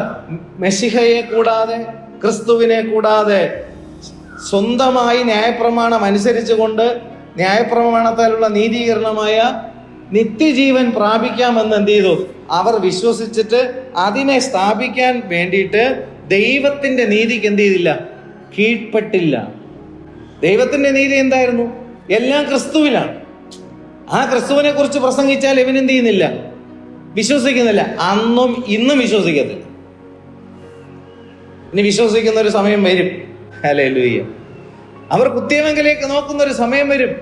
എന്നാൽ ജാതികൾക്ക് രക്ഷയിലേക്ക് പരിശുദ്ധാത്മാവ് എന്ത് ചെയ്തു? അവരെ വിട്ടിട്ട് തിരിഞ്ഞത് കൊണ്ടാണ് നമുക്ക് ഇത് അനുഭവിക്കാൻ എന്ത് ചെയ്യുന്നത്? കഴിയുന്നത്. പക്ഷെ ഇന്ന് ആൾക്കാർക്കോ ഈ വചനത്തിന്റെ ഈ വഴി എന്ത് ചെയ്യേണ്ട ആവശ്യം അവർ ആഗ്രഹിക്കുന്നില്ല. അവർക്ക് എന്ത് മതി? കേവലം നശിച്ചു പോകുന്ന ഭൗതികമായ ജീവിതത്തിലേക്ക് ആവശ്യമായ കാര്യങ്ങൾ മാത്രമാണ് അവരെന്ത് ചെയ്യുന്നത്? അന്വേഷിക്കുന്നത്. അവർക്ക് കേൾക്കാൻ ചെവിയുണ്ടെങ്കിലും അത് മന്ദമായിട്ട് എന്ത് ചെയ്യുന്നു? കേൾക്കുന്നുള്ളൂ. ഗ്രഹിക്കാനായിട്ട് എന്ത് ചെയ്യുന്നില്ല? കഴിയുന്നില്ല. Hallelujah, glory to God. ഇവിടെ നമ്മൾ വായിച്ചെന്താണ്? 3-ാമത്തെ വാക്യത്തിൽ അവർ മനുഷ്യന് വേണ്ടിയിട്ടുള്ള ദൈവത്തിൻ്റെ നീതി എന്തെന്ന് അറിയാതെ സ്വന്തം നീതി സ്ഥാപിപ്പാൻ, സ്വന്തമായി ന്യായപ്രമാണം അനുസരിച്ച് കഴിഞ്ഞാൽ നിത്യജീവൻ പ്രാപിക്കാൻ കഴിയുമെന്ന് അവർ വിശ്വസിച്ചുകൊണ്ട് സ്ഥാപിപ്പാൻ അന്വേഷിച്ചുകൊണ്ട് ദൈവത്തിൻ്റെ നീതിക്ക് എന്ത് ചെയ്തില്ല? കീഴ്പ്പെട്ടില്ല. ദൈവത്തിൻ്റെ നീതി ക്രിസ്തുവിൽ സംഭവിച്ചിരിക്കുന്നത് നമുക്ക് സ്വായത്തമാക്കാൻ കഴിയുന്നത് എങ്ങനെയാണ്? ഫെയ്ത്ത്. ആമേൻ. ഞാൻ ശിക്ഷാവിധിയിൽ നിന്ന് രക്ഷ പ്രാപിച്ചു എന്ന് എനിക്ക് എങ്ങനെ ഉറപ്പിക്കാൻ കഴിയും? ആ ആംഗിളിലാണ് ഞാൻ യേശുവിനെ എന്ത് ചെയ്യണേ? വിശ്വസിക്കുന്നത്. എനിക്ക് നിത്യജീവൻ പ്രാപിക്കാൻ കഴിയും എന്ന് ഞാൻ വിശ്വസിക്കുന്നത്. എനിക്ക് അനുസരിച്ച് എന്ത് ചെയ്യാൻ പറ്റുന്നില്ല, ജീവിക്കാൻ പറ്റുന്നില്ല. അപ്പോൾ ഞാൻ യേശുവിനെ എന്ത് ചെയ്യുന്നു? വിശ്വസിക്കുന്നു നിത്യജീവന് വേണ്ടി. കാര്യം ന്യായപ്രമാണത്തിന് നിവൃത്തി അവനിൽ എന്ത് ചെയ്തു? കണ്ടു. അപ്പോൾ യേശുവിനെ കർത്താവെന്ന് ഞാൻ ഏറ്റുപറയേണ്ടതിൻ്റെ കാര്യം എന്താണ്? പ്രമാണം അനുസരിക്കാൻ ഞാൻ നോക്കിയിട്ട് എന്ത് ചെയ്യുന്നില്ല. അപ്പോൾ അനുസരിച്ചവനെ ഞാൻ എന്ത് ചെയ്തു? കണ്ടു. കണ്ടപ്പോൾ അനുസരിക്കാൻ വേണ്ടിയിട്ടുള്ള എന്നെ അവിടെ നിന്ന് എന്ത് ചെയ്തു? മാറ്റിയിട്ട് അനുസരിച്ച യേശുവിനെ എന്ത് ചെയ്തു? കർത്താവായിട്ട് എന്ത് ചെയ്തു? സ്വീകരിച്ചു. പിന്നെ ആര് അനുസരിച്ചോളും? കർത്താവ് അനുസരിച്ചോളാം. എന്നെ കൊണ്ട് കഴിയാത്ത കാര്യത്തെ അവനാൽ കഴിയുമെന്ന് ഞാൻ എന്ത് ചെയ്യുന്നു? മനസ്സിലാക്കിയിട്ട് ഞാൻ എൻ്റെ ഡ്രൈവിംഗ് സീറ്റിൽ ഞാൻ എന്ത് ചെയ്തു? മാറിയിട്ട് ന്യായപ്രമാണത്തിൻ്റെ നിവൃത്തിയായ യേശുവിനെ ഞാൻ എന്ത് ചെയ്തു? കർത്താവായിട്ട് വെച്ചു. അല്ലാതെ യേശുവിനെ കർത്താവെന്ന് അത് പണ്ട് ഞാൻ എന്ത് ചെയ്തു? രക്ഷിക്കപ്പെട്ട സമയത്തിൽ യേശുവിനെ കർത്താവെന്ന് എന്ത് ചെയ്തു? ഞാൻ വായ കൊണ്ട് ഏറ്റു പറഞ്ഞതാണ്. എന്തിനാണെന്ന് ചോദിച്ചു കഴിഞ്ഞാൽ ഇന്ന് വരെ അവൻ എന്ത് ചെയ്തില്ല, അറിയത്തില്ല. Glory to God. യേശുവിനെ കർത്താവെന്ന്, കാരണം എന്താണ്? യേശു ആരാണ് ഇവിടെ? ന്യായപ്രമാണത്തിൻ്റെ നിവൃത്തി. എനിക്കെന്ത് ലഭിക്കണം? നിത്യജീവൻ ലഭിക്കണം. ആ നിത്യജീവൻ ലഭിക്കേണ്ടുന്നതിന് ദൈവം വച്ചിരിക്കുന്ന പ്രമാണത്തിന് മാറ്റമുണ്ടോ? ഇല്ല. ആ പ്രമാണത്തിന് മാറ്റം ഇല്ലാത്തത് കൊണ്ട് യേശു ക്രിസ്തുവിലൂടെ അല്ലാതെ നിത്യജീവൻ പ്രാപിക്കാൻ ഇനി ലോകത്തിൽ ആർക്കും സാധ്യമല്ല. കാരണം ന്യായപ്രമാണത്തിന്റെ നിവൃത്തി അവൻ മാത്രം. Glory to God. അങ്ങനെ ആ നിവൃത്തിയായ കർത്താവിനെ ഞാൻ എന്ത് ചെയ്തു? ഏറ്റു പറഞ്ഞ് അവനെ മരിച്ചവരുടെ ഇടയിൽ നിന്ന് ഉയർത്തെഴുന്നേൽപ്പിച്ചു എന്ന് ഹൃദയം കൊണ്ട് വിശ്വസിക്കുകയും ചെയ്താൽ നീ രക്ഷിക്കപ്പെടും. ഒറ്റ കാര്യമാണ് അവിടെ പറയുന്നത്. ഒന്നാമത്, നിത്യമായ നരകത്തിൽ നിന്ന് നമ്മൾ എന്ത് ചെയ്യേണ്ടതായിട്ടുണ്ട്. അതിനു വേണ്ടിയിട്ടാണ് ഞാൻ യേശുവിനെ എന്ത് ചെയ്തത്. കാരണം ന്യായപ്രമാണം അനുസരിക്കാത്തവൻ എന്ത് ചെയ്യും? ശിക്ഷാവിധിയിലാപ്പെടും, മരിക്കും. ജീവനും മരണവും ഞാൻ നിന്റെ മുമ്പിൽ വയ്ക്കുന്നു. Glory to God. അപ്പോൾ ഹൃദയം കൊണ്ട് ഞാൻ എന്ത് ചെയ്യുന്നു? നീതിക്കായി വിശ്വസിക്കുന്നു എന്നാണ് 10-ാം വാക്യം. ഹൃദയം കൊണ്ട് നീതിക്കായി വിശ്വസിക്കുന്നു, വായ് കൊണ്ട് രക്ഷയ്ക്കായി ഏറ്റു പറയുന്നു. രണ്ട് കാര്യം ഇവിടെ പറയുന്നു: നീതിയും രക്ഷയും. രക്ഷ എന്താണ്? എന്തിനു വേണ്ടിയിട്ടാണ്? ഞാൻ എന്ത് ചെയ്തു? അനുസരിക്കാതെ പാപം ചെയ്തു. അപ്പോൾ നരകത്തിൽ നിന്ന് ഞാൻ എന്ത് ചെയ്തേ പറ്റൂ? രക്ഷിക്കപ്പെട്ടേ പറ്റത്തുള്ളൂ. അങ്ങനെ ഞാൻ രക്ഷ പ്രാപിക്കേണ്ടുന്നതിന് യേശുവിൽ സംഭവിച്ച ശിക്ഷാവിധിയിൽ ഞാൻ എന്ത് ചെയ്യുന്നു? എൻ്റെ ശിക്ഷാവിധിയിൽ ഞാൻ വിശ്വസിക്കുന്നു. കൂടെ ഉണ്ടോ? ന്യായപ്രമാണത്തിന്റെ ശിക്ഷാവിധി, എനിക്ക് സംഭവിക്കേണ്ട ശിക്ഷാവിധി യേശുവിൽ എന്ത് ചെയ്തു? സംഭവിച്ചു. അത് ഞാൻ വിശ്വസിക്കുമ്പോൾ ആ വിശ്വാസത്താൽ എനിക്ക് ലഭിക്കുന്ന എന്താണ്? രക്ഷയ്ക്കായി ഞാൻ വിശ്വസിക്കുകയാണ്. മനസ്സിലായോ? രണ്ടാമത്തെ കാര്യം എന്താണ്? ന്യായപ്രമാണം അനുസരിക്കുന്നവൻ അതിനാൽ എന്ത് ചെയ്യും? ജീവിക്കും. ആ ജീവിക്കേണ്ടുന്നതിന് അവൻ ന്യായപ്രമാണത്തിന്റെ നിവൃത്തിയായി 3-ാം ദിവസം എന്ത് ചെയ്തു? ഉയർത്തെഴുന്നേറ്റ കാര്യവും ഞാൻ എന്ത് ചെയ്യുന്നു? വിശ്വസിക്കുന്നു. അതെനിക്ക് എന്തായി മാറുന്നു? നീതിയായി മാറുന്നു. നീതീകരണത്തിൽ എനിക്ക് എന്താണ് ലഭിക്കുന്നത്? നിത്യജീവൻ. ശിക്ഷയിൽ നിന്നുള്ള രക്ഷയും നീതീകരണത്തിലൂടെയുള്ള നിത്യജീവൻ. മനസ്സിലായോ? ഇത് ലഭിക്കേണ്ടുന്നതിനാണ് ഞാൻ വിശ്വസിക്കേണ്ടത്. അല്ലാതെ ഭൗതികമായ കാര്യങ്ങൾക്ക് വേണ്ടി നമ്മൾ വിശ്വസിച്ചാൽ അതെന്ത് ചെയ്യും? ലഭിക്കുമോ? ലഭിക്കും. പക്ഷെ ഭൗതികമായ അനുഗ്രഹങ്ങൾ ലഭിച്ചു എന്നുള്ളത് കൊണ്ട് നിത്യജീവൻ ലഭിക്കുമോ? അപ്പൊ ഞാൻ വിശ്വസിക്കുന്ന എന്തിനു വേണ്ടിയിട്ട്? ഊറ്റമുള്ള വിശ്വാസം എന്താണ്? ഘനമുള്ള വിശ്വാസം എന്താണ്? Glory to God. അപ്പോൾ ഹൃദയം കൊണ്ട് നീതിക്കായി വിശ്വസിക്കുകയും, അപ്പോൾ യേശു പുനരുദ്ധാനം എന്ത് ചെയ്തു? യേശു പുനരുദ്ധാനം ചെയ്ത കാര്യം ഹൃദയം കൊണ്ട് എന്ത് ചെയ്യണം? വിശ്വസിക്കണം. അവിടെ നിൽക്കട്ടെ. നമ്മൾ കണ്ണുകൊണ്ട് കാണാത്ത എന്തെങ്കിലും കാര്യം ഒന്നുകിൽ നമ്മൾ കണ്ണുകൊണ്ട് കാണണം, അല്ലെങ്കിൽ നമ്മൾ എന്ത് ചെയ്യണം? അനുഭവിച്ചറിയണം. ഇപ്പോൾ ഒരു വൈറസ് അറ്റാക്ക് എന്ത് ചെയ്തു? ഉണ്ടായി. അപ്പോൾ ആ വൈറസിനെ നമ്മൾ കണ്ണുകൊണ്ട് എന്ത് ചെയ്തു? കണ്ടോ? ഇല്ല. പക്ഷെ അത് നമ്മൾ എന്ത് ചെയ്തു? ഫീൽ ചെയ്തു, അനുഭവിക്കും. അതുകൊണ്ട് എനിക്കിപ്പോൾ വൈറൽ ഫീവർ ആണെന്ന് ഞാൻ എന്ത് ചെയ്തു? ഉറപ്പിച്ചു. കാണാത്ത കാര്യമാണ്, പക്ഷെ അനുഭവത്തിലൂടെ മനസ്സിലാക്കി. നഗ്ന നേത്രങ്ങൾ കൊണ്ട് കാണുന്ന കാര്യങ്ങളെ നമ്മൾ എന്ത് ചെയ്യുന്നുള്ളൂ? വിശ്വസിക്കുന്നുള്ളൂ. ഈ രണ്ട് കാര്യങ്ങൾ, അതായത് ഒന്നുകിൽ നമ്മൾ അനുഭവിക്കുക, അല്ലെങ്കിൽ നമ്മൾ എന്ത് ചെയ്യുക? നമ്മൾ കാണുക. പക്ഷെ ഇവിടെ യേശു പുനരുദ്ധാനം പ്രാപിച്ചു എന്നുള്ള കാര്യം ഹൃദയം കൊണ്ട് എന്ത് ചെയ്യണം? വിശ്വസിക്കണം എന്ന് പറഞ്ഞു കഴിഞ്ഞാൽ, ഹൃദയത്തിൽ സ്പന്ദനമുണ്ടെങ്കിൽ നമ്മൾ ജീവിച്ചിരിക്കുന്നു. ആ സ്പന്ദനം നമ്മൾ എന്ത് ചെയ്യുന്നു? അറിയുന്നു. അപ്പോൾ ഇവിടെ ഒരാളിൽ നിന്ന് പ്രസംഗിക്കുന്നു, യേശു മരിച്ചവരുടെ ഇടയിൽ നിന്ന് പുനരുദ്ധാനം പ്രാപിച്ചിരിക്കുന്നു എന്ന് നിങ്ങൾ വിശ്വസിച്ചു കഴിഞ്ഞാൽ നിങ്ങൾക്ക് നീതീകരണം എന്ത് ചെയ്യും? നിങ്ങൾക്ക് ലഭിക്കും. അതായത് നീതീകരണം എന്ന് പറഞ്ഞാൽ നിത്യജീവൻ ലഭിക്കും എന്നിവിടെ പറയുമ്പോൾ എൻ്റെ പ്രസംഗം കൊണ്ട് നിങ്ങൾക്കുണ്ടാവുമോ? ഹൃദയത്തിലെ ഇടി നിങ്ങൾ തന്നെ എന്ത് ചെയ്യണം? അറിയണം. വൈറസിൻ്റെ അറ്റാക്ക് നിങ്ങൾക്ക് ഉണ്ടായെന്നുള്ള കാര്യം നിങ്ങളുടെ ശരീരം എന്ത് ചെയ്യും? പറയും. നിങ്ങൾ കാണുന്ന കാര്യങ്ങളെ വിശ്വസിക്കണമെങ്കിൽ കണ്ണ് പറയും നിങ്ങൾ കണ്ട കാര്യം ഇന്നതാണെന്ന്. അങ്ങനെയാണെങ്കിൽ ന്യായപ്രമാണത്തിൻ്റെ നീതിയായ ക്രിസ്തു പുനരുദ്ധാനം ഇന്നേക്ക് 2000 വർഷത്തിന് മുമ്പ് പ്രാപിച്ചുവെങ്കിൽ ആത്മാവായ ദൈവം നിങ്ങളുടെ ഹൃദയ അന്തർഭാഗത്തിൽ സംസാരിക്കുന്നത് നിന്റെ ഉള്ളറകൾ കേൾക്കും. അപ്പോൾ നീ വിശ്വസിക്കും. ദൈവത്തിൻ്റെ പരിശുദ്ധാത്മാവിൻ്റെ ഇടപെടൽ നിന്റെ ഹൃദയത്തിനകത്ത് സംഭവിക്കും. കാര്യം ചലനങ്ങളില്ലാതെ, അനുഭവമില്ലാതെ, കാണാതെ നമുക്ക് എന്ത് ചെയ്യാൻ പറ്റില്ല, അറിയാൻ കഴിയില്ലെങ്കിൽ അനുഭവിച്ചറിഞ്ഞുകൊണ്ട് നമ്മൾ എന്ത് ചെയ്യണം? അപ്പോൾ നിത്യജീവൻ ഇപ്പോൾ എവിടെ വന്നു? നമ്മൾ പ്രമാണം അനുസരിച്ചിട്ടാണോ കിട്ടിയത്? വിശ്വസിച്ചിട്ടാണ്. അപ്പോൾ പ്രമാണം അനുസരിക്കാണ്ടായോ? അത് പിന്നത്തേതിലേക്ക് നമുക്ക് പഠിക്കേണ്ടതായിട്ടുണ്ട്. ഹല്ലേലൂയ. ഒത്തിരി കാര്യങ്ങൾ കിടപ്പുണ്ട്. ചുരുക്കിയ സമയം കൊണ്ട് അത് ചെയ്തില്ല. നിത്യജീവൻ പ്രാപിക്കുക എന്ന് പറഞ്ഞ് നിസ്സാരമായ കാര്യമല്ല. Glory to God. എനിക്കൊത്തിരി കാര്യങ്ങൾ ആവശ്യമുണ്ട്. എൻ്റേതായിട്ടുള്ള ആവശ്യങ്ങളെല്ലാം കർത്താവ് എന്ത് ചെയ്യും? നടത്തി തരുമെന്നുള്ള വിശ്വാസം കൊണ്ട് നടന്നു കഴിഞ്ഞാൽ നിത്യജീവൻ എന്ത് ചെയ്തില്ല?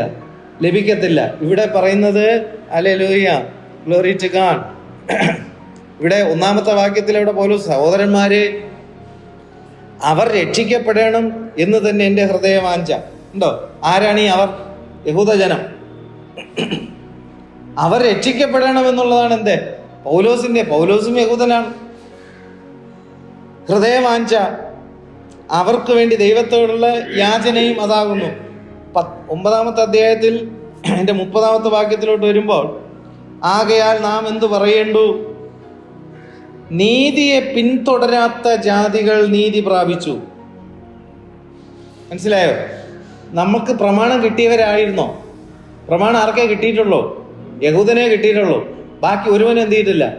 പ്രമാണം കിട്ടിയിട്ടില്ല. നീതിയെ പിന്തുടരാത്ത ജാതികളാണ് ആര്? ഞാനും നമ്മൾ ഓരോരുത്തരും. അവര് നീതിയെ ഇന്നും എന്ത് ചെയ്യുന്നു? പിന്തുടരുകയാണ്. പക്ഷെ അവർ യേശുവിനെ എന്ത് ചെയ്യുന്നില്ല? ഇന്നും വിശ്വസിക്കുന്നില്ല. ആ യേശുവിലൂടെയുള്ള നീതീകരണം അവർക്ക് കാണാൻ എന്ത് ചെയ്യുന്നില്ല? കഴിയാതിരിക്കുകയാണ്. കണ്ടോ? ആകയാൽ നാം എന്ത് പറയേണ്ടു? നീതിയെ പിന്തുടരാത്ത ജാതികൾ നീതി പ്രാപിച്ചു. എങ്ങനെയാണ് ആ നീതി പ്രാപിച്ചത്? വിശ്വാസത്താലുള്ള നീതി തന്നെ. ഉണ്ടോ? യേശുക്രിസ്തുവിലെ വിശ്വാസത്താലുള്ള നീതിയാണ് നമുക്ക് എന്ത് ചെയ്തിരിക്കണേ? എന്ത് നീതിയാണ്? ന്യായപ്രമാണത്തിൻ്റെ നീതിയായ നിത്യജീവൻ യേശുക്രിസ്തുവിൽ വിശ്വസിക്കുന്നതിലൂടെ എനിക്ക് ലഭിക്കുക. 31-ാമത്തെ വാക്യം, നീതിയുടെ പ്രമാണം പിന്തുടർന്ന ഇസ്രായേലോ. കണ്ടോ? നീതിയുടെ പ്രമാണം ഏതാണ്? അത് ന്യായപ്രമാണം തന്നെയാണ്. അതിനെ അവർ സ്വന്തം ശക്തി കൊണ്ട് എന്ത് ചെയ്യാൻ ശ്രമിക്കുന്നു?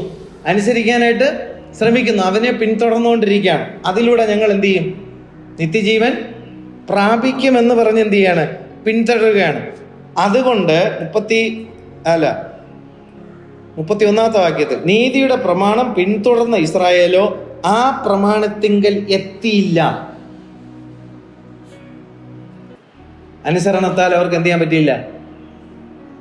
ന്യായപ്രമാണത്തിൻ്റെ നിത്യജീവൻ പ്രാപിക്കാൻ അവർക്ക് കഴിഞ്ഞില്ല.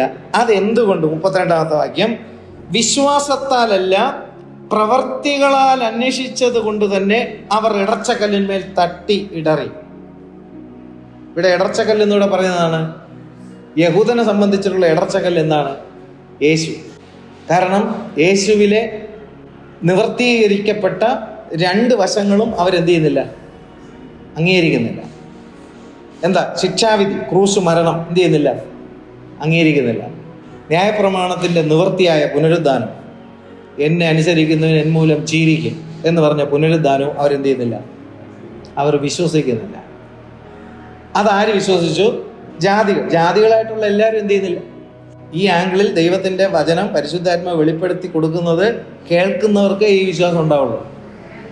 അല്ലാതെ ഭൗതികമായ ആവശ്യങ്ങളായിട്ട് വരണവൻ അവൻ്റെ വിഷയങ്ങൾക്ക് പരിഹാരം ഉണ്ടാക്കാൻ ഇവിടെ ഒരാളുണ്ടെന്ന് പറഞ്ഞുകൊണ്ട് പ്രസംഗിച്ചു കഴിഞ്ഞാലോ, അത് വിശ്വസിച്ച് ഭൗതികമായ ചില നന്മകൾ ലഭിക്കുന്നത് കൊണ്ടോ കുറച്ച് പ്രോസ്പെറിറ്റി ഉണ്ടാകുന്നത് കൊണ്ടോ ഒന്നും നിത്യജീവൻ എന്ത് ചെയ്യത്തില്ല, ഉണ്ടാകത്തില്ല. അവിടെ യഹൂദം പിടിച്ചിട്ട് പിടിക്കാൻ പറ്റിയില്ല, പിന്നെയാണ് ഇനി ജാതികൾ. ഈ ജാതികൾക്ക് ദൈവം എന്ത് ചെയ്യണം? അവൻ ആരാണെന്നുള്ള വെളിപ്പാട് എന്ത് ചെയ്യണം? കൊടുക്കണം. ആ വെളിച്ചം എന്ത് ചെയ്യണം? കിട്ടണം. ആ വെളിച്ചത്തിലൂടെ നീതീകരണം എന്ത് ചെയ്യണം? കാണണം, വിശ്വസിക്കണം. ഇവിടെ പറഞ്ഞു വായ് കൊണ്ട് ഏറ്റു പറയുന്നത് എന്തിനാണ്? രക്ഷയ്ക്കായി. കാരണം എന്നെ എടുത്ത് ന്യായപ്രമാണത്തെ അനുസരിക്കാൻ തന്നെ കർത്താവാക്കി വെച്ചുകൊണ്ട് അനുസരിക്കാൻ ശ്രമിച്ചാൽ എന്ത് ചെയ്തില്ല? നടക്കത്തില്ല. ഒത്തിരി ആൾക്കാർ ചിന്തിക്കുന്നത്, ഞാൻ നേരത്തെ സൂചിപ്പിച്ചതുപോലെ, പാപ വഴിയിൽ ജീവിച്ചുകൊണ്ടിരുന്ന ഞാൻ യേശുവിനെ കർത്താവാക്കി എന്ത് ചെയ്തു? സ്വീകരിച്ചു. എന്തിനു വേണ്ടിയെന്ന് ചോദിച്ചു കഴിഞ്ഞാൽ ഞാൻ അറിയത്തില്ല. ഇവിടെ പറഞ്ഞ പാപ വഴി ജീവിക്കുന്ന ഒരു മനുഷ്യന്റെ കാര്യമല്ല. അവൻ എല്ലാ പാപ വഴികളും വിട്ടതിന് ശേഷം നിത്യജീവൻ പ്രാപിക്കേണ്ടുന്നതിന് ദൈവം കൊടുത്ത പ്രമാണത്തെ എടുത്ത് അവൻ എന്ത് ചെയ്തു? സ്വന്തം ശക്തി കൊണ്ട് അനുസരിക്കാൻ അവൻ തീരുമാനമെടുത്തപ്പോൾ അവനെ കൊണ്ട് എന്ത് ചെയ്യുന്നില്ല, കഴിയാതെ വന്നപ്പോൾ കഴിഞ്ഞ ഒരുവനെ കണ്ടു. ഇത് നിവർത്തീകരിച്ച ഒരുവനെ കണ്ടു, യേശുവിനെ. അപ്പോൾ ഞാൻ എന്നെ തന്നെ മാറ്റിയിട്ട് എന്ത് ചെയ്തു? കഴിഞ്ഞവനെ, പ്രമാണത്തെ അനുസരിച്ചവനെ ഞാൻ എൻ്റെ കർത്താവായിട്ട് എന്ത് ചെയ്തു? സ്വീകരിച്ചു. അതിലൂടെ എൻ്റെ ശരീരം എന്ത് ചെയ്യണം? അതായത് എൻ്റെ ആത്മാവിൽ ഞാൻ അവനെ കർത്താവായിട്ട് സ്വീകരിക്കുമ്പോൾ എൻ്റെ ദേഹിയിലും എൻ്റെ ദേഹത്തിലും ആ വ്യത്യാസം എന്ത് ചെയ്യണം? ഉണ്ടാകണം. ദേഹിയിലെ വ്യത്യാസം എന്താണ്? ഉള്ളിലെ ആത്മാവ് സംബന്ധിച്ച് പുതുക്കം പ്രാപിക്കുന്ന പുതുമനുഷ്യൻ നിനക്കറിയാൻ പറ്റും. പുറത്തെങ്ങനെ അറിയാൻ പറ്റും? അധാർമികതകളെ വിട്ട് ധാർമ്മികതയിലേക്ക് വരും. ആത്മാവിന്റെ ഫലം പുറത്തു വരും. എന്തുകൊണ്ടാണ് അത് സംഭവിക്കുന്നത്? ന്യായപ്രമാണത്തിന്റെ നിവൃത്തിയായ യേശുവിനെ ഞാൻ എന്ത് ചെയ്തു?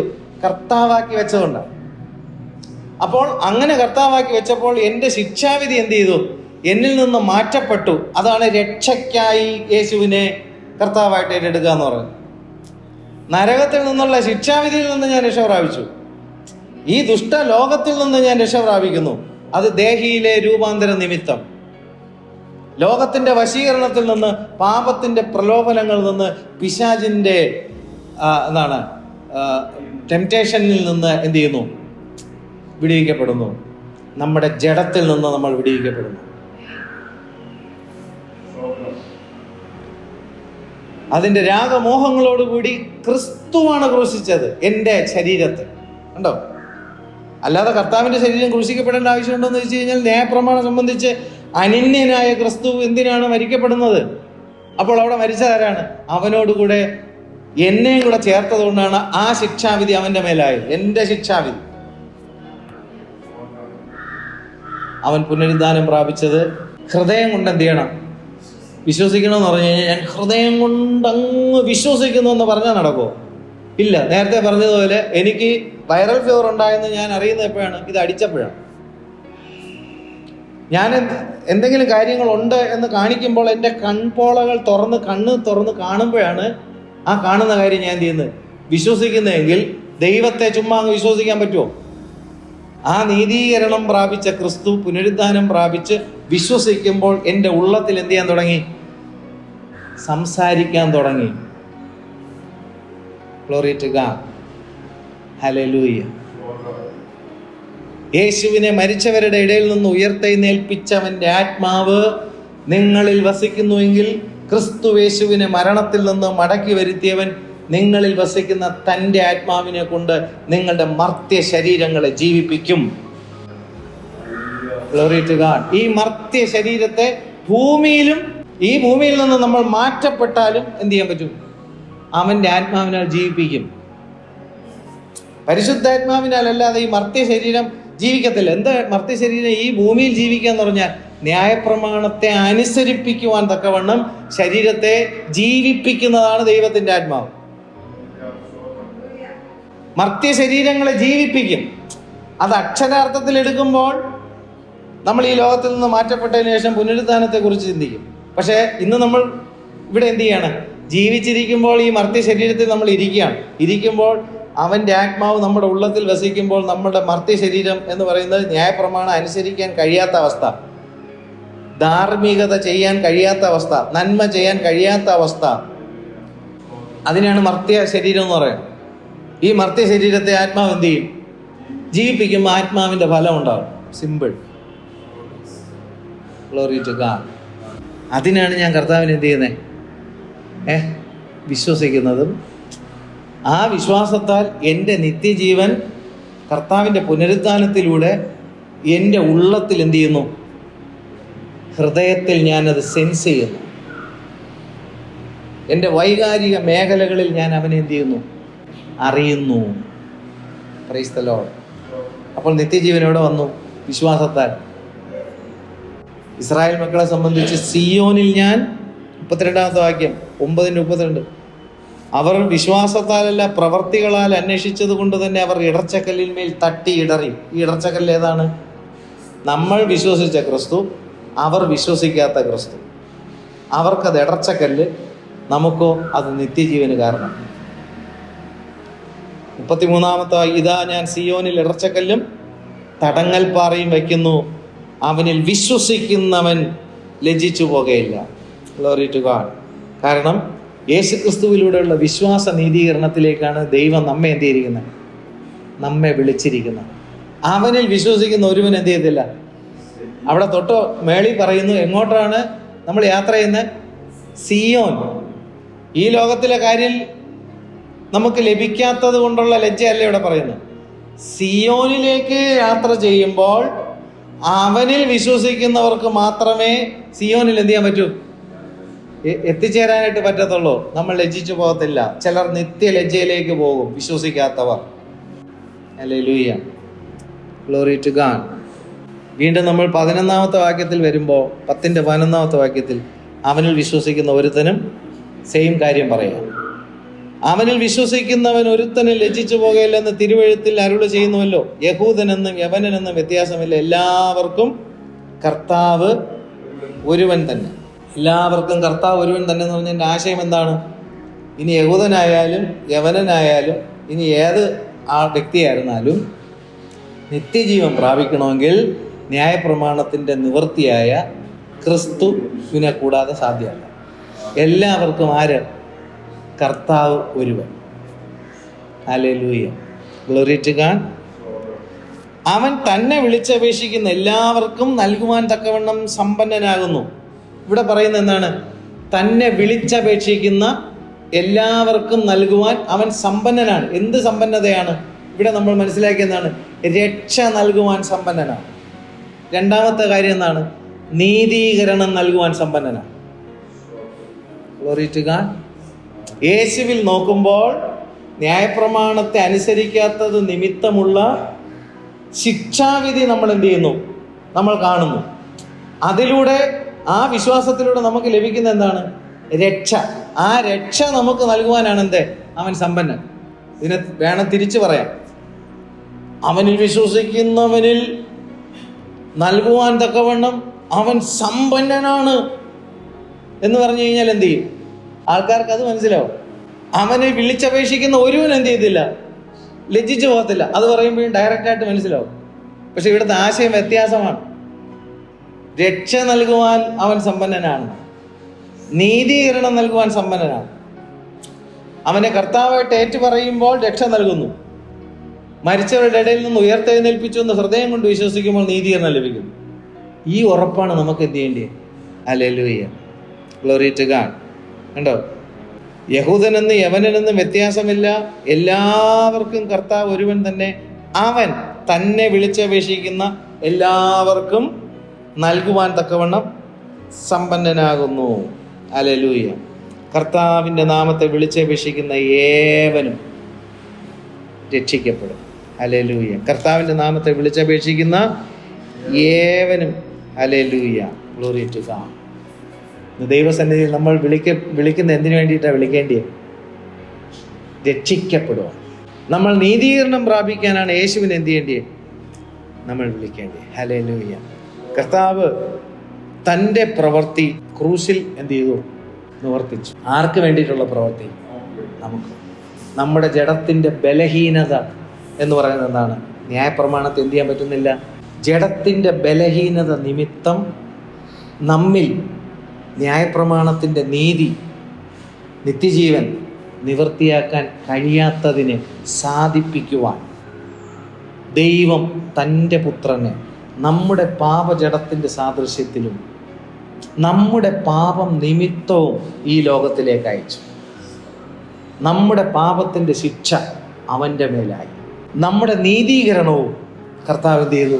ന്യായപ്രമാണം അനുസരിക്കുന്നവൻ അതിനാൽ ജീവിക്കും. ഈ രണ്ട് കാര്യങ്ങളും നമ്മൾ എന്ത് ചെയ്യുന്നു? ക്രിസ്തുവിൽ കാണുന്നു. പരിശുദ്ധാത്മാവ് നമുക്ക് കാണിച്ചു തരുന്നു. അത് വിശ്വസിക്കുന്നവൻ ലജ്ജിച്ചു പോകത്തില്ല. ചിലർ നിത്യലജ്ജയിലേക്ക് എന്ത് ചെയ്യും? പോവും. നമ്മളോ നിത്യസന്തോഷത്തിലേക്ക് പോകും. നിത്യസന്തോഷത്തിലേക്ക് പോകേണ്ടിയ വിശ്വാസമാണ് നമ്മൾ എന്ത് ചെയ്യേണ്ടത്? അറിയേണ്ടത്, മനസ്സിലാക്കേണ്ടത്, വിശ്വസിക്കേണ്ടത്, ഏറ്റെടുക്കേണ്ടത്.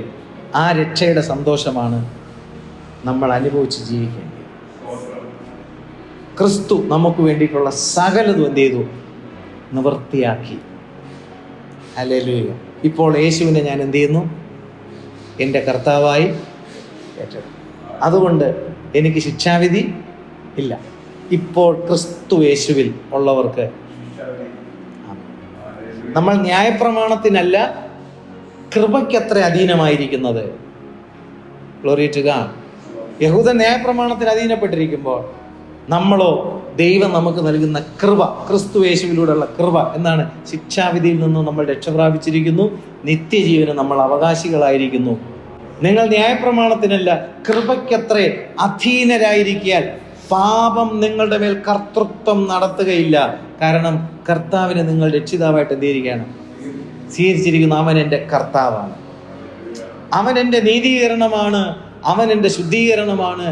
അവൻ എൻ്റെ തേജസ്കരണമാണ്. അവൻ നമുക്ക് പിതാവാൻ ദൈവത്തിൽ നിന്ന് വന്ന ജ്ഞാനം, അവൻ നമുക്ക് പിതാവാൻ ദൈവത്തിൽ വന്ന നീതീകരണം, അവൻ നമുക്ക് പിതാവാൻ ദൈവത്തിൽ നിന്ന് വന്ന ശുദ്ധീകരണം, അവൻ നമുക്ക് നമ്മുടെ ശരീരത്തിൻ്റെ പുനരുത്ഥാനം, നമ്മുടെ വീണ്ടെടുപ്പാണ് അവൻ. ഇതാണ് നമ്മൾ വിശ്വസിക്കേണ്ടത്. ഞാൻ യേശുവിൻ്റെ അടുക്കൽ വരുമ്പോൾ കേവലം ഭൗതികമായ നശിച്ചു പോകുന്ന താൽക്കാലികമായ ചില അനുഗ്രഹങ്ങൾക്ക് വേണ്ടിയിട്ടല്ല, എൻ്റെ ആത്മാവിൻ്റെ നിത്യജീവന് വേണ്ടി ക്രിസ്തു ഒരുക്കിയ രക്ഷാപദ്ധതികളെ കാണുവാനും കേൾക്കുവാനും വിശ്വസിക്കാൻ അത്ര വരുന്നത്. അതുകൊണ്ടാണ് ദൈവവചനം പറയുന്നത്, ദൈവരാജ്യം ഭക്ഷണവും പാനീയവും അല്ല. ഭക്ഷണം എന്താണ്?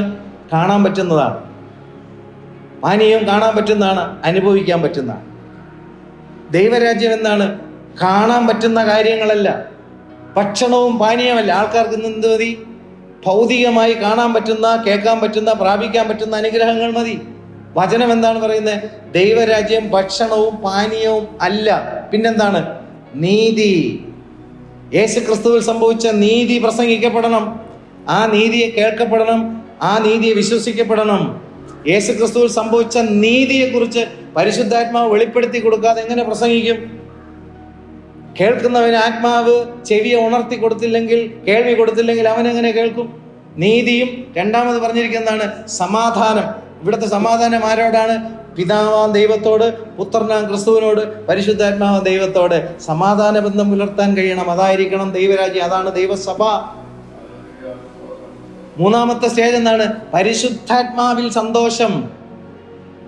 നീതിബന്ധം പുലർത്തുന്ന ഒരാൾക്ക് ദൈവത്തോട് പ്രാർത്ഥനയിലും ആരാധനയിലും വചനധ്യാനത്തിലും സമാധാന ബന്ധം പുലർത്താൻ കഴിയുന്ന ഒരു വ്യക്തിക്ക് മാത്രം ലഭിക്കുന്ന ഒരു ഉൽപ്പന്നമാണ് സന്തോഷം. അതാരാണ് തരുന്നത്? പരിശുദ്ധാത്മാവിൻ്റെ സന്തോഷം, രക്ഷയുടെ സന്തോഷം. അപ്പോൾ ഈ 3 കാര്യങ്ങൾ, നീതിയും സമാധാനവും പരിശുദ്ധാത്മാവിൽ സന്തോഷവും, മറ്റതിനെ ഖണ്ഡിച്ച് കളയാണ്. എന്തിനാണ് ഖണ്ഡിച്ച് കളയുന്നത്? ദൈവരാജ്യം ഭക്ഷണവും പാനീയവുമല്ല, ഒന്നൊന്നിനെ ഖണ്ഡിച്ച് കളയുക. ഇതിനകത്ത് പാടില്ല. എന്താണ്? പ്രോസ്പെറിറ്റി ഗോസ്പൽ ദൈവസഭയ്ക്കകത്ത് പാടില്ല. കാണുന്ന കാര്യങ്ങളെ കുറിച്ച് എന്ത് ചെയ്യരുത്? പ്രസംഗിക്കരുത്. നീതീകരണം കാണാൻ പറ്റുന്നതാണോ വിശ്വാസത്താൽ അവകാശമാകും? ദൈവത്തോടുള്ള സമാധാന ബന്ധം പുലർത്തും. നിരവധി കാര്യങ്ങളാണ്. ഇത് ഓരോ സബ്ജക്റ്റും നമുക്ക് 1-2 മണിക്കൂർ ധ്യാനിച്ചാൽ തീരാത്ത കാര്യങ്ങളാണ്. Praise the Lord. എന്തിനാ നമ്മൾ വരുന്നത്? ഹല്ലേലൂയ. ദൈവരാജ്യത്തിന്റെ പടിവാതിൽക്കൽ തൂക്കിയിട്ടിരിക്കുന്ന ഒരു ബോർഡുണ്ട്. നമ്മൾ ഹോട്ടലിലൊക്കെ പോകുമ്പോൾ കാണാറുണ്ടല്ലോ, ഊണ് റെഡി, ആദ്യത്തെ ബോർഡ്. അതിനെ തിരിച്ചിടുമ്പം ഊണ് തീർന്നു. അതുപോലെ ദൈവസഭയ്ക്ക് പുറത്തൊരു ബോർഡുണ്ട്. ദൈവരാജ്യത്തിന്റെ ബോർഡ് എന്താണ്? ഇവിടെ എന്തില്ല? ഊണ് തീർന്നു, ഭക്ഷണവും പാനീയവും ഇല്ല. തിരിച്ചിടണം ബോർഡ്. എന്താണ്? നീതിയും സമാധാനവും പരിശുദ്ധാത്മാവും സന്തോഷമാണ് ഇവിടെ ഉള്ള. അത് വേണോ? കയറി എന്ത് ചെയ്യും? വരിക. ദൈവരാജ്യത്തിൽ എന്തേ ഉള്ളൂ? ഇന്ന് ഊണ് റെഡി എന്നുള്ള ബോർഡ് എന്ത് ചെയ്തിരിക്കുകയാണ്? ഭക്ഷണവും പാനീയവും എന്ന് പറയുന്നത് നമ്മളെ ഫിസിക്കലി നമ്മൾ കഴിക്കുന്ന ഭക്ഷണവും പാനീയത്തിൻ്റെ കാര്യമല്ല, ഭൗമികമായ ആവശ്യങ്ങൾ ഉന്നയിച്ചു കൊണ്ടുള്ള ദൈവിക ആലോചനകൾ എന്ന് പറയുന്നത് ദൈവരാജ്യത്തിന് പുറത്തുള്ള ശുശ്രൂഷ, ദൈവരാജ്യത്തിനകത്തുള്ള ശുശ്രൂഷ വ്യത്യാസം. യേശുക്രിസ്തുവിലൂടെയുള്ള നീതി പ്രസംഗിക്കണം അവിടെ.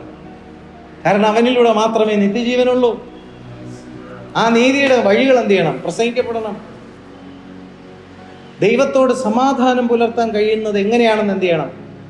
പ്രസംഗിക്കപ്പെടണം. കാര്യം ദൈവത്തോട് സമാധാന ബന്ധം പുലർത്താൻ കഴിയാത്തതിൻ്റെ മെയിൻ കാരണം എന്താണ്? പാപം, അനുസരണക്കേട്, ശാഠ്യം, മത്സരം, ഇങ്ങനെയുള്ള കാര്യങ്ങൾ പരിഹരിക്കപ്പെടാതെ ദൈവത്തോട് എന്ത് ചെയ്യാൻ പറ്റില്ല? ബന്ധം പുലർത്താൻ കഴിയത്തില്ല. യേശു മാത്രമാണ് ന്യായപ്രമാണത്തെ എന്ത് ചെയ്തത്? അനുസരിച്ചുകൊണ്ട് പിതാവാൻ ദൈവത്തോട് ബന്ധം ഈ ഭൂമിയിൽ എന്ത് ചെയ്ത് പുലർത്തിയത്. അത് നമുക്കും സാധ്യമാണ്. Glory to God. പരിശുദ്ധാത്മാവിൽ എന്ത് ചെയ്യും? സന്തോഷം. Glory to God. ദൈവസഭയ്ക്കകത്ത് എന്താണ് കാണേണ്ടിയത്? ദൈവത്തിൻ്റെ ആത്മാവിൻ്റെ വ്യാപാരം ഉണ്ടാകുമ്പോൾ രക്ഷയെക്കുറിച്ചും നീതിയെക്കുറിച്ചും ന്യായവിധിയെക്കുറിച്ചും ബോധ്യവും, നീതിയും സമാധാനവും പരിശുദ്ധാത്മാവിലെ സന്തോഷത്തെക്കുറിച്ചും ദൈവത്തിൻ്റെ ആത്മാവിൻ്റെ ഇടപെടൽ, വചനത്തിലൂടെയുള്ള വെളിപ്പാടുകൾ, വചനത്തിലൂടെയുള്ള ജ്ഞാനം, ഹല്ലേലൂയ, എന്താണ് വ്യാഖ്യാനത്തിൻ്റെ വചനങ്ങൾ, ഹല്ലേലൂയ, വിശ്വാസത്തിൻ്റെ വചനങ്ങൾ, ജ്ഞാനത്തിൻ്റെ വചനങ്ങൾ ദൈവാത്മാവ് വെളിപ്പെടുത്തുമ്പോൾ അത് ഏറ്റെടുക്കുവാൻ നമുക്ക് കഴിയുന്നുണ്ടെങ്കിൽ അതാണ് അനുഗ്രഹം. കാരണം ഈ ശരീരം പാപനിമിത്തം മരിക്കേണ്ടെങ്കിലും യേശുക്രിസ്തുവിലൂടെയുള്ള നീതി നിമിത്തം നമ്മുടെ ആത്മാവ് നിത്യജീവനിൽ കടക്കും. കർത്താവ് നമ്മെ സഹായിക്കട്ടെ. ഈ വചനങ്ങൾ ദൈവം നമ്മേവരെയും അനുഗ്രഹിക്കട്ടെ. ആമേൻ.